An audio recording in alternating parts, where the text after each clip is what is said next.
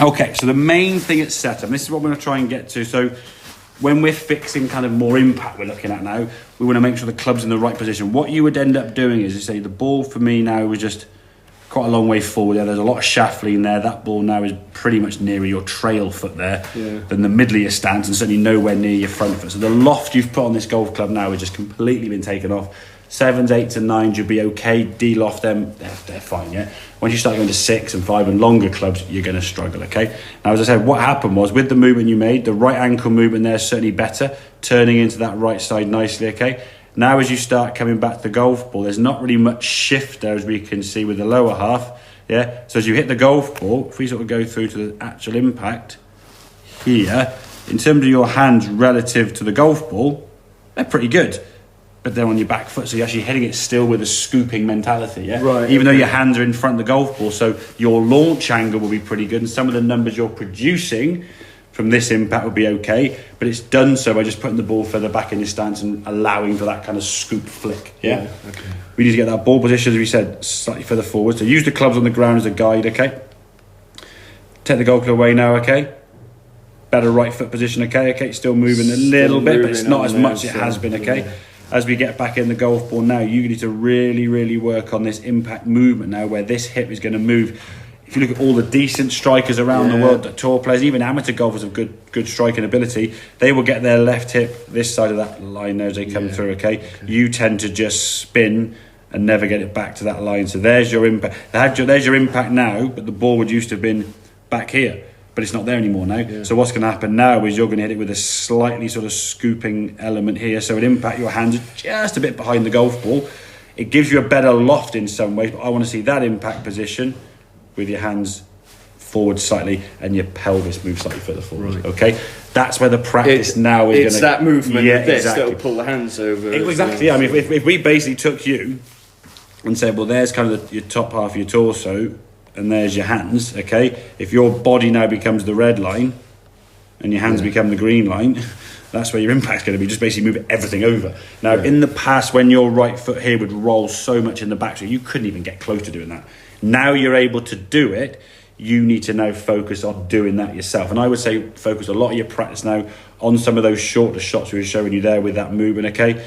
Getting yourself into that sort of shifting position, not kind of sort of spinning with the shoulders at the top here, sort of scooping over the top. It's not out to win now as it used to be. It's more just shallow angle of attack with a bit of a kind of scoop, which is almost throwing the club around the outside, and with the ball being a little bit late, gives that kind of out to win path. Right. So you're not out to win by being steep over. I think you did it once, maybe, or twice, where you heard the mat was a big thud, wasn't it? Yeah. So when you're steep and you're over the top, you're going to exactly. you dump the club in the ground, okay? So we get that body shifting better. So from here now, if you're up against a wall there, obviously you don't want to be swinging against the wall because you go through the wall there. So we have a short backswing, but then get that hip to move through that green line, okay? Get that lower half to move better for you, okay? Because if you don't move that lower half, all you end up doing now is going to be just bottoming the club out back here, and then what happens is you put the golf ball back there and you get better shots, but it really sacrifices the length of your longer clubs because you just haven't got enough loft. You put the ball so far back in the stance and your hands are that far forward, you then got to almost rely on that kind of scoop flick to get it right, which you'll do occasionally, but it's just too infrequent, unfortunately. And then when the lie changes or the ground gets a bit softer or things change up, the contact then gets worse as a result. So does that make sense? Yeah. So just in terms of numbers that we're going to put on there now, and I'll send you through an image, obviously, from TrackMan if I can remember. But launch angle we're looking for you, sort of in like the high teens with the club you're using. In case 18 would be a good number. I think 18 holes on a golf course, maybe remember. The side spin, I always say like under 1,000. If we get under like 400, 500 with that club, brilliant. Ideally as well with an L, not an R. Yeah, exactly. Yeah, that's generally a good sign. Your peak of flight, I think probably about sort of 20 to 25 yards for you with that club, okay? Yeah. If it's a bit low, then obviously a bit too flat. Your launch angle, it was 18, sorry, and then the angle of attack on your club, 3 to 4. Out to win. That last one was okay there at 2.4. If we can get it under 2, then obviously that's going to be better, okay? Yeah. So those sort of some numbers you want to sort of try and replicate if you can do, okay? What you'll probably find of those sort of 4 or 5 numbers that we got on the screen there, you'll probably get 4 out of 5 correct and 1 will be wrong, and that'll be the reason why you don't quite hit it perfectly. But if you can consistently get 4 of those 5 correct, and that's be the same for every time, it'll be slightly different. Sometimes you might get a different path and the angle of attack changes, or a different angle of attack and the face changes, or the launch and all this stuff. 4 out of 5 will give you an okay shot. If you start getting 1 out of 5 or 2 out of 5 good, the rest are bad. That's where the bad shots come in. So, okay, mate. Yeah. Right, so a few more then, buddy. All right, and I'll load this up for you. But yeah, definitely right foot movement is much better. Your movement in the backswing now is certainly improved. So yeah, you have worked on that, but as you said, you've got to think about it quite a lot.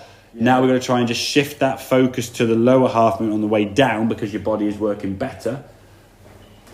While at the same time, lovely strike, mate. While at the same time, moving the body differently because now you're able to move the body differently. Yeah, that's the biggest thing, really. So, okay, mate.